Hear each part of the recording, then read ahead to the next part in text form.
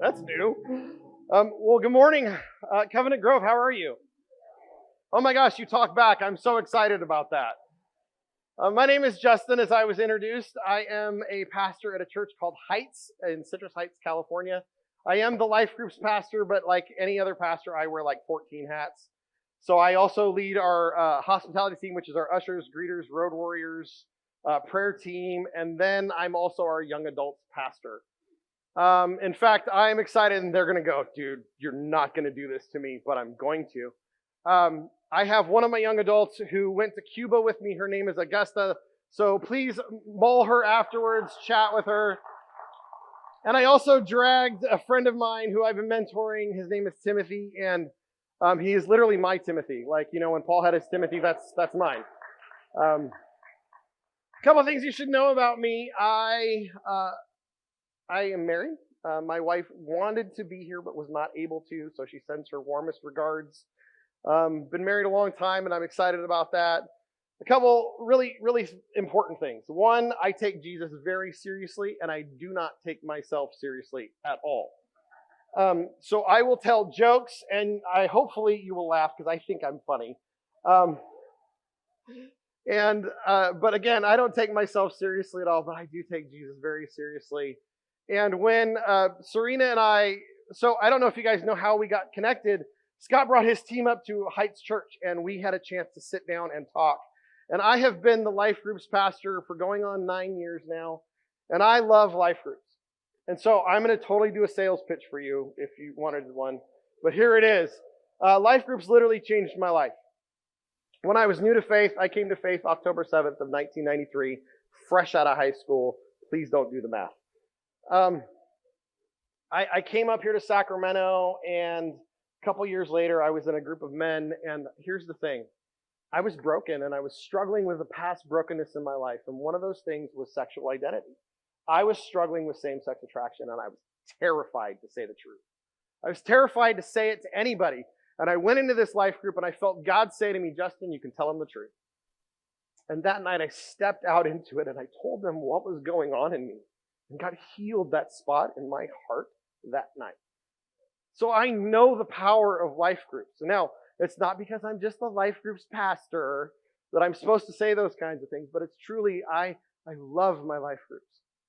I love the leaders and the leadership, and I know that there is awesome here because I know the leader of that team. And so when she reached out to me, she said, hey, we're in the series of Luke. And I went, I love the book of Luke. And I love the book of Luke for a couple reasons. One, I have a degree in apologetics because I wanted some questions that I'd had about my faith answered. And not just in a way that was like, you know, just surface level. Like I wanted the deep answers, and I wanted to be able to help people that I'd talked to how to answer these questions in their own lives. See, a lot of times people hear that word apologetics and they think it's about debate.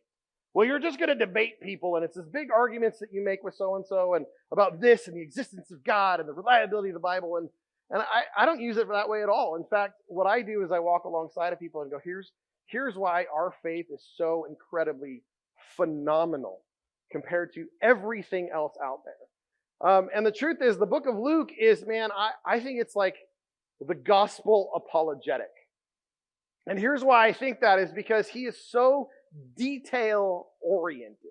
If you ever notice, he gives you like, and so had a high fever. So he gives you these details along the way, making the case for Christ to a Roman, to Theophilus. And as you've been listening to this series, I listened to, it's Rochelle, right? Or Rachel?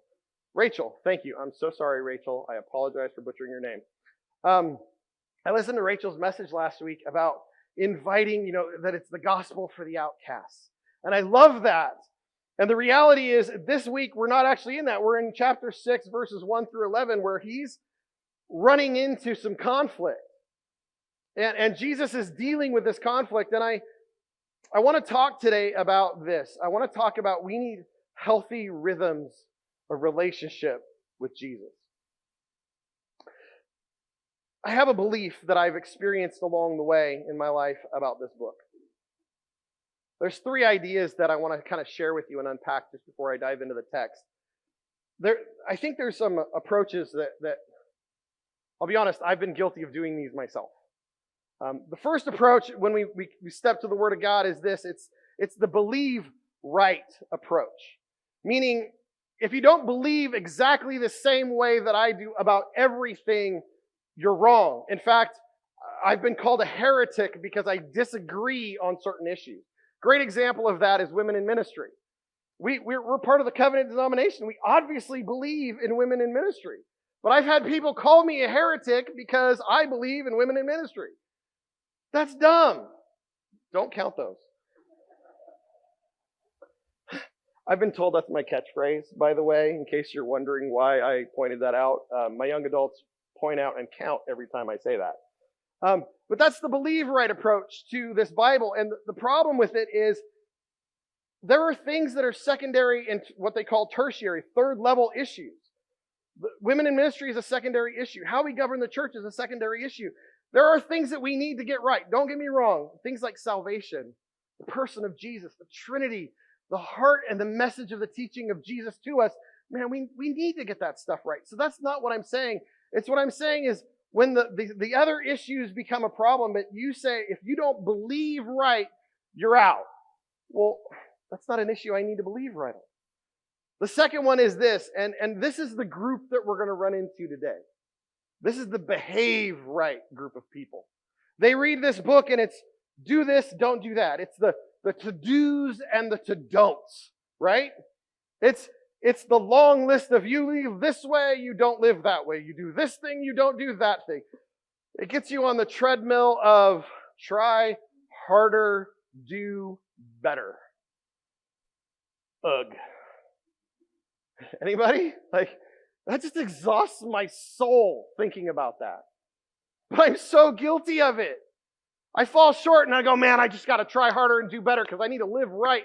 I need to live right, Jesus. I need to live right. But instead of spending the time with Him to let Him transform this stuff and this stuff, my thinking and my heart, I just try harder.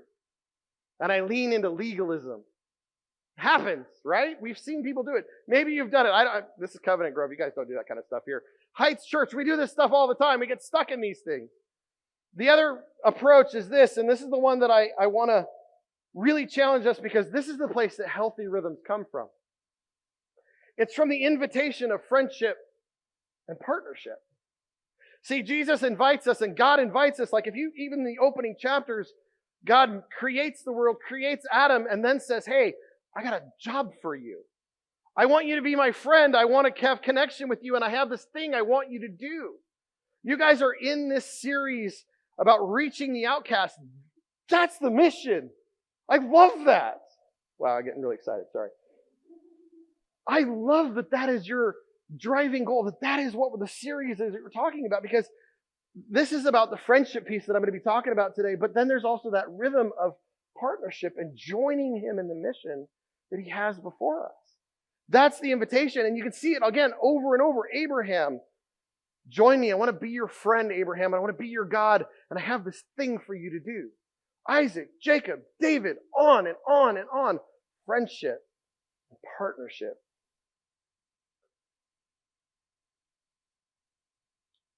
In the book of Luke, we see this happen. We see this confrontation of Jesus, and I want to read the text. It's Luke chapter 6, verses 1 through 11. I guess the page number's up there too. Is it up there? Oh, it's not up there. Awesome. It's Luke chapter 6. It's in the New Testament.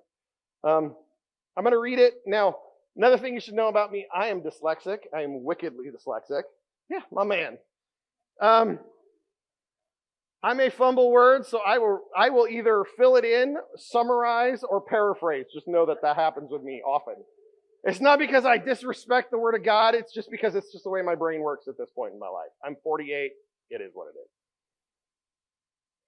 On the Sabbath day, Jesus was walking through some grain fields. His disciples broke off heads of grain, rubbed the husks in their hand, and ate the grain. But some Pharisees said, why are you breaking the law by harvesting grain on the Sabbath? Now, key word, harvesting. That's what they said. Jesus replied, haven't you read the scriptures of what David did and when he and his companions were hungry? They went to the house of God and broke the law by eating the sacred loaves of bread that are only for the priests, only the priests can eat. There it is, see? He gave some to his companions, and Jesus also added, the Son of Man is Lord even over the Sabbath. He's pointing out this. You missed the point. Look, these guys were having a snack, okay? They were rubbing grain in their hand and having a snack. This was not harvesting. Harvesting is when you take a sickle to things and you chop them down. And in fact, we're going to talk about some of these things in a little bit, but I want to keep going and share some more thought because I want to get through the rest of this passage. So verse 6, it says this. On another Sabbath day, a man with a deformed hand was at the synagogue while Jesus was teaching. The teachers of the religious laws and the Pharisees were watching him closely. Got your eyes on you, Jesus. If he healed the man, they planned on accusing him of working on the Sabbath. But Jesus knew their thoughts. He said to the man with the deformed hand, come and stand right here in front of us all. So the man came forward and said to his critics, I have a question for you. Does the law permit good deeds on the Sabbath? Or is it a day for doing evil? Is this a day to save life or to destroy it?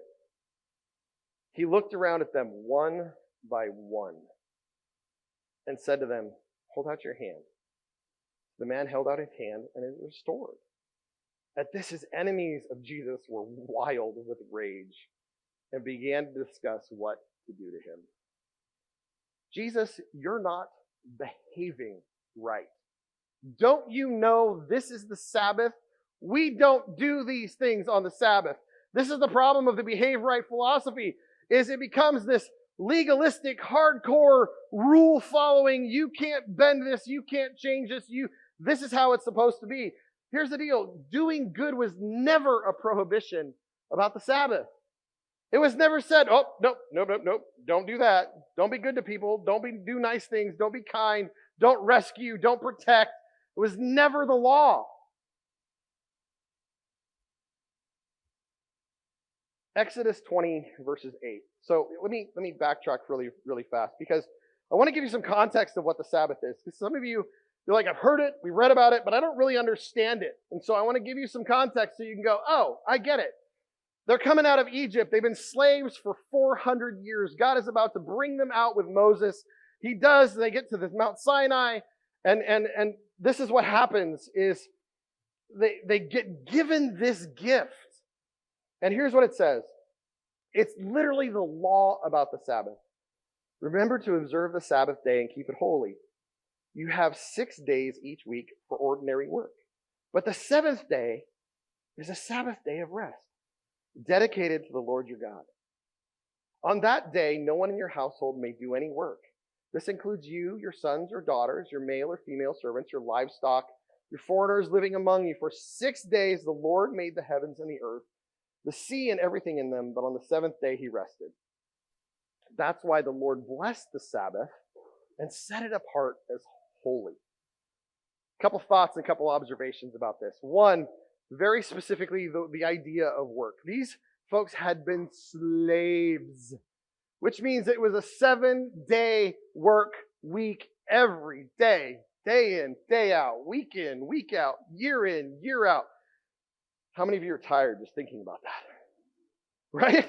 Like 40 hours is tough, man. Like, have you done my job? It's like, some of us just like, we need the 2 days. And so this was intended as a gift. In fact, the word Sabbath literally means rest. That's what it means. They've been slaves. They've been doing this. It was intended to be a gift. In fact, can I ask a question? And this is another one of my thoughts about this is, did God actually need the seventh day to rest? No, he didn't need it. He modeled it for us. He's all powerful, all knowing, almighty. Like he doesn't need to take a nap. I need naps. Jesus didn't, right? Let's talk about some of the things that like.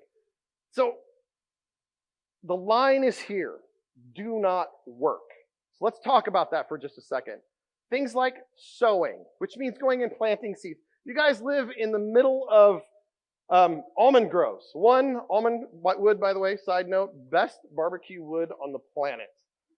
Just so you know, I was Chef Justin prior to being Pastor Justin. This was my specialty, was Texas-style barbecue. Yeah, I have a 20-foot Texas-style smoker. Her name is Sophia. Yeah. She's been with me longer than I've been married to my wife, which should say something. Um, so you understand what sowing and plowing and reaping means. And binding and threshing, winnowing. It's about breaking down wheat so you can actually eat it. Those kinds of things took work. Selecting, okay, I'm going to buy this, I'm going to select this, I'm going to do this, like this one, not that one, this one, not that one. It was a process, it was a job. Sifting, kneading, like we had to make bread by hand back in the day. That's hard work. You ever knead bread? It's tough.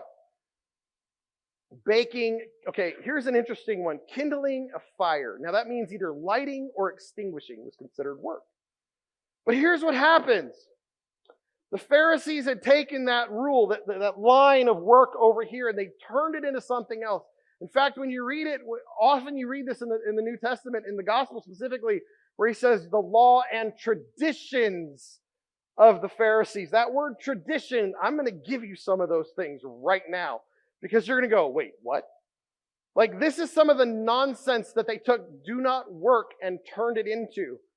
The first one, here's their definition. Rabbis decreed, not only should you avoid prohibited or forbidden acts like work, but you must not do anything that, one, resembles the prohibited act, or could be confused with the prohibited act. Two, is a habit linked to it. And three, usually leads to you performing the prohibited act. Does that just wear you out? It just wears me out, like just thinking about that stuff. But let me give you some real hardcore examples of what their tradition. So work is here. We're going to step back now and tell you what the things that they said. One, ladies, you cannot add, or gentlemen, you can't add any fresh water to a vase of cut flowers. Sorry. That's considered sowing, because more water could actively somehow cause the plant to grow more. Oh, you know what? You can't even make a bouquet of flowers, because that's considered making a sheaf. You can't separate good fruit from spoiled fruit. So if you have a fruit, how many of you have fruit baskets on your table? So if you find a bad apple in there, I'm sorry, on the Sabbath, you're out of luck. You just need to let that fruit bowl rot. Ugh, right? Ew. No thanks. You can't brush dried mud off your boots or pants, because that's considered grinding. You can't cut your hair or your nails, because that's considered shearing sheep or removing a covering off, or removing a covering. It's like considered shearing. So no clipping your nails on the Sabbath or getting your nails done on the Sabbath. Ladies, I have really bad news. No applying makeup on the Sabbath. It's considered dyeing. You can't braid your hair either, right? Like, you can't even do that. Oh, here's another one. Let's say you have, hey, doctor orders, you got to come in, you need to get a blood test. Sorry. No blood test. That's considered slaughtering. You can't, this is dumb. This one still blows my mind. You can't open or close an umbrella, because it's considered building. Really? Now I'm so far away from the line that I'm back over here. You can't, oh, this is a great one. This is legit. This is still today. You cannot use the telephone or push a button on an elevator, because it's considered possibly kindling a fire. So if I push the button on the elevator, it could create a spark, and thus I'm creating fire. Thus I'm working on the Sabbath. So if you go to Israel on the Sabbath, if you step into the wrong elevator, it will literally stop at every floor, all the way up and all the way down, so that they do not inadvertently push a button and start a fire on the Sabbath. Yay! These sound fun, right? They completely missed the point. Completely, like, it just sailed right over their head. Even the early church had disagreements between the Jews and the Gentiles on this issue, right? This idea of behave right became kind of a problem because early in the church, what happened was some folks started celebrating on Sunday. Well, is Sunday actually the Sabbath? Is it the last day of the week? No, it's the first. And then you had these traditional Jews who would celebrate it on Saturday, and there became this conflict. You're not believing, you're behaving right. We're supposed to worship Jesus on Saturday, not Sunday. But why do we worship Jesus on Sunday? Anybody know? What? Yes, the resurrection. That's why we do it on Sunday. He was raised on a Sunday. Does it matter if we did it on a Saturday? No, it doesn't matter. In fact, Paul in Romans addresses this issue. He's like, look, we got to show deference to one another. This is a secondary issue that if you argue the believe right or the behave right, you are missing the invitation for relationship. God gave him this Sabbath to teach him these healthy rhythms of life. I love the word rhythm because, and I was talking to one of the music directors up here, and he says, I love that word rhythm because it reminds me of music. Exactly. Music has a rhythm to it. Sometimes it's more up-tempo, meaning you have a busier season going on in your life. Sometimes it's lower tempo, and things are a little different. The question becomes, is how do you find healthy rhythms when it's busy and when it's slow? That's the key. See, I think there's this idea of a difference between the letter of the law and the spirit of the law. Now, I want to talk about it because they were so fixated on the letter of the law and they were so afraid of accidentally crossing that line. What they did is they moved the line so far back that they're not even near it anymore. And it becomes the thing instead of doing good, instead of finding these healthy rhythms with God, instead of finding this intended rest for our souls, they made it a burden. In fact, that's the thing that Jesus was constantly just bashing heads with them about. Like, you guys are constantly making this harder. This isn't supposed to be that hard.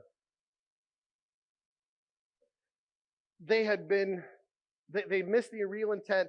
Now, I want to say something about the spirit of law versus the letter of the law really fast. Because it's easy for us to start justifying ourselves with this. And I'll give you an example. And I know no one's story in this room, okay? I want to say that out loud. So if I push a button, I apologize. I really don't. But here's the spirit of the law, or this concept when people justify sin, right? Well, we're about to get married in 3 months.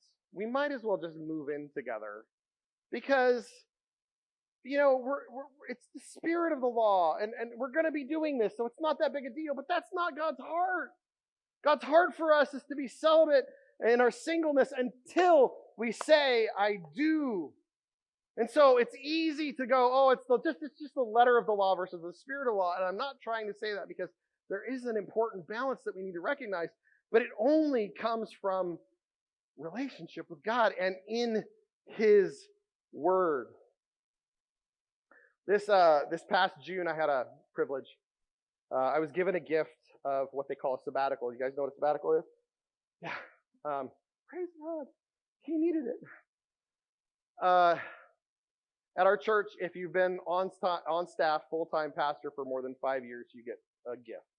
They give us a sabbatical, and I was stoked. I own a Jeep, and I love to four-wheel drive, and I love going wheeling, and I love all that stuff. It's just kind of my thing. The guys, yeah. And so I had this plan. I was going to go out to the Lost Coast. If you know anything about this, it's a 108-mile Jeep trail right on the coast. And I was going to go cruise and just spend time with Jesus. It was going to be amazing. Now, it washed out, and so there was no way I was getting on the trail, unfortunately. But I had this expectation, I had this idea that, oh my gosh, I'm so excited. I'm going to go to this beach, and I'm going to be alone, and I'm going to have this, mountaintop experience with God. The Shekinah glory is going to come down, and He's just going to talk with me face to face. I cannot wait to do this. And I'm driving, and I'm just fired up about this relationship and this meeting and this time. And all of a sudden, I have two stories just ripped through my head. This is always how God speaks to me, by the way. He uses his word, and he reminds me of things that I've already learned, because there's every principle that you want to find about how to live a godly life is found in the Bible. It is. In fact, I do a challenge every year with the people of my church. New Year's Eve, I always ask to preach because I want people to read the Bible with me for the year. I've done it for the last 4 years. First year, I had like 20 people join me. Second year, I had like 35. Last year was 60-something. I did it this year, and I don't know if I'm going to do it again. Not because I don't want to, but because I have 207 people reading the Bible with me every day. My phone blows up on the daily basis. I'm going to comment about this and this and this and this. It's amazing, but I know that it's about being in the Word, and so I am all about being in the Word. So I go to this. I'm driving, and all of a sudden, this story out of 2 Kings chapter 5. I hear the word Naaman. That's all I needed to hear, because all of a sudden my brain starts playing the story of Naaman. And if you don't know the story of Naaman, it can be found in 2 Kings chapter 5. It's this gentleman who is a Syrian. He's got leprosy. One of his servants sends him to Jerusalem. There's this prophet. His name is Elijah. I got to get it right. Yes, Elijah. Dang it. Did I get him backwards? I got him backwards again. Always. It's always the case. Elisha is the first one. So he goes to Elisha. Remember when I said I don't take myself that serious? Yeah, there we go. And he shows up. Elisha doesn't even come out. He sends his servant out. And he says, go dunk in the Jordan 7 times. And Naaman gets ticked. He gets upset. And his servant goes, this is me paraphrasing, wait a minute.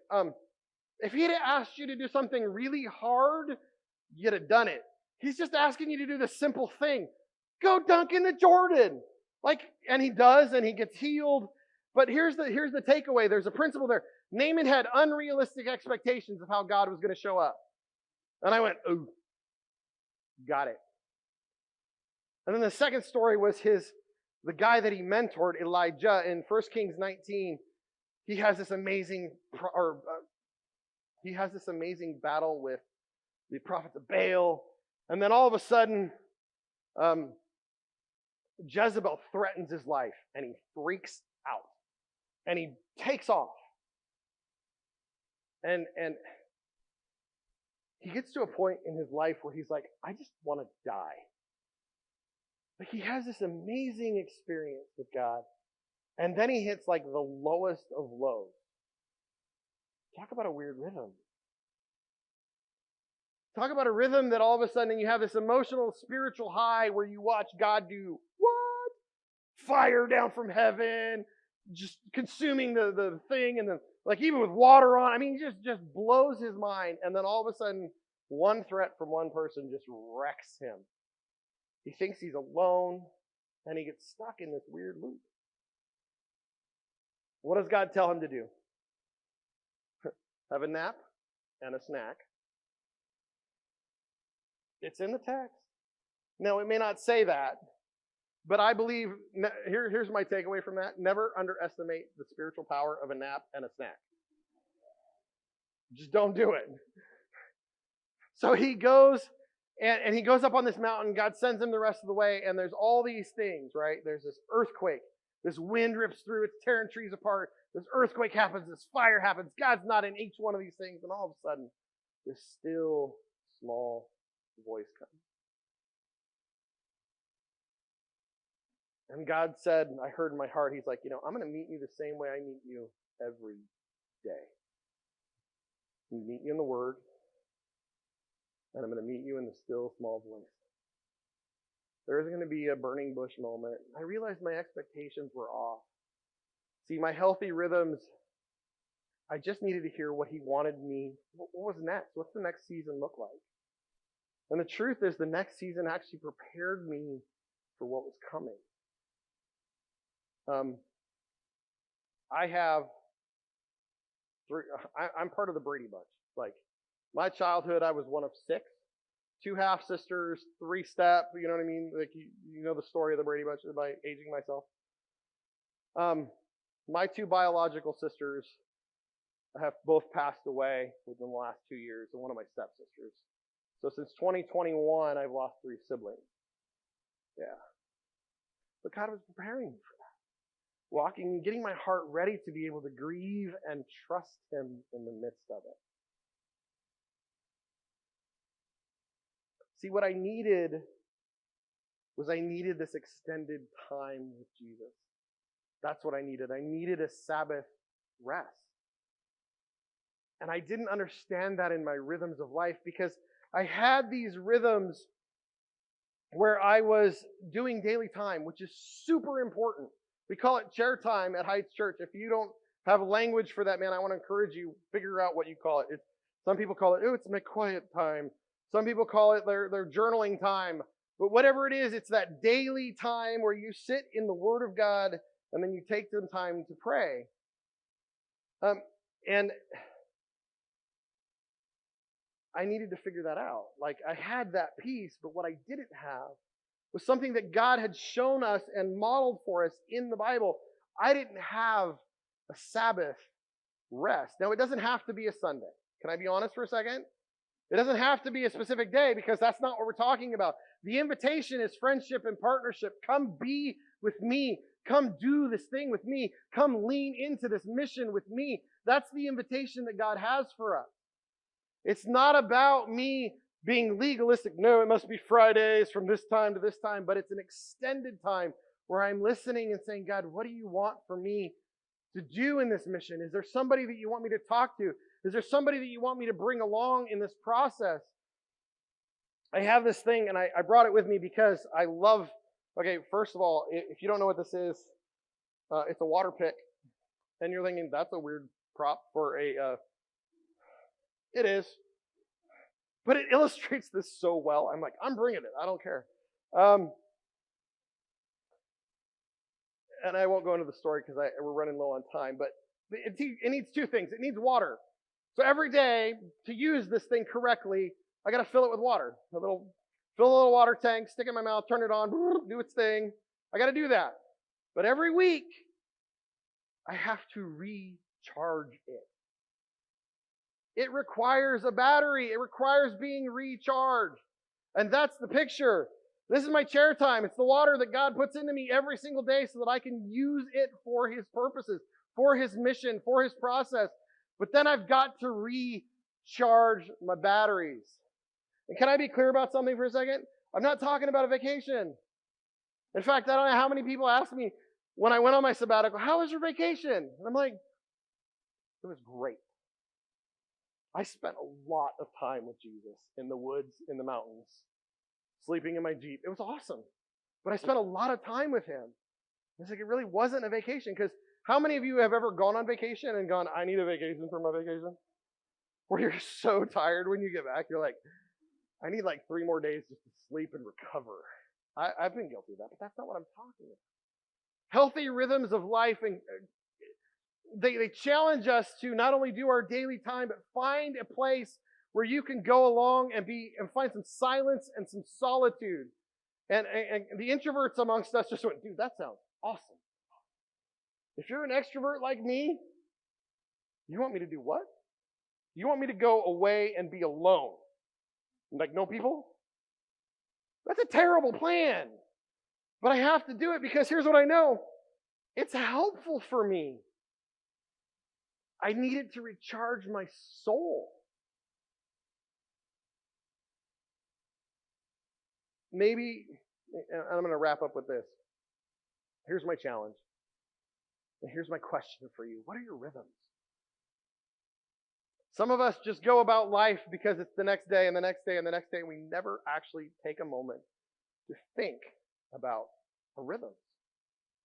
Because we're so in the flow of life, we can't stop to smell the roses. Can I tell you something? If your busy season is so busy that you can't see an end for it, it's not a season, it's your life. It's the way you rhythmed and set your life. So my encouragement is, man, stop doing some stuff. Say no to things. It's okay. I say no to stuff all the time.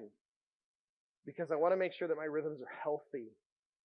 That's what I want. I want healthy rhythms in my life. And don't get me wrong, I don't do this perfectly. In fact, as I was reading through this, I went, oh, Lord, I'm sorry. I've let this rhythm piece go, haven't I? So I put some rhythm back. Here's where I'm going to put it. And I put it in my calendar because I live by my calendar. Here's what I would encourage. If you do this and you want to try this Sabbath thing and the Sabbath rest or whatever this looks like, here's some suggestions for you. Consider it an extended time of prayer and reflection. Turn off your phone, the TV, anything else that causes you distraction, and go somewhere to be with Jesus. Whether it's a closet, a room, the woods, the middle of an almond grove when they're not harvesting and doing stuff. I don't know. Find a spot. Go and away from people and go be with Him. And then ask these 4 questions. Lord, what do you see in me that you love? You know why I start there? I need His encouragement. And so do you. You need His encouragement. You and I need to remember our identity first. That I am a loved son or daughter from the King. Once I lean there, everything else is gravy. It's easy from that point forward. The second question is this. Lord, is there bitterness in my heart towards anyone? Forgive them. Lord, what healthy rhythms do you want me to start? And what rhythms do I need to stop? And Lord, is there something that you want me to learn from your word? That's my challenge to you. My encouragement to you today. Let me pray. Father, I just thank you so much for Covenant Grove. Lord, I see your Spirit in the faces of your people.